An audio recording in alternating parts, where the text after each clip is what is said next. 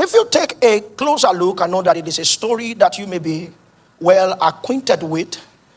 You will find out that it was built into the narrative of a loss that happened to a man.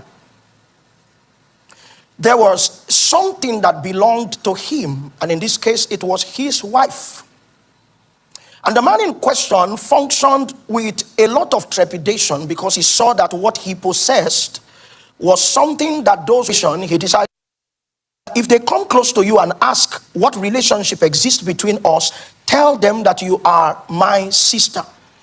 So the wife was not wrestled out of his hands because he introduced her as his wife. He evaded conflict by saying, he is my sister. I'm trying to introduce a prophet to you, because a true prophet is not self-introduced. This was a man who functioned like a natural man, and so his options in preservation were also captured within the natural framework. A lie to escape a conflict.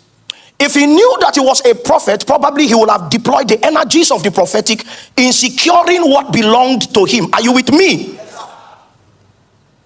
So they took his wife. And because his wife was taken, a courtroom session opened in heaven that did not give admittance to anyone for cross-examination. The sentence of death was automatically pronounced because what belonged to a man had been taken. And in the day that God visited upon the one that dispossessed him, God said to him, restore his wife. Like God is saying to some, that like God will begin to see when we march, restore his territory. Restore their nation. And it will not be because him. Restore that demand his wife, for he is a prophet. Are you with me?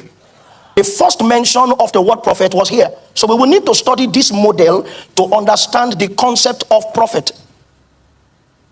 At this point in the life of Abraham, he was not a prophesying prophet like we have it. I mean that he was not given to prophetic utterances. But heaven had judged him as a prophet. In Hebrew, it's the word Nabi. Not essentially one that speaks, but a man that exists to is the prophet. He may not be speaking, but his life will be a bridge that around him. Such a man was Abraham. And I perceive that the burden of the Lord for our convergence is that men rise, maybe not with a collar introducing you as a prophet, but that every time there is a gap in the communications of God, you become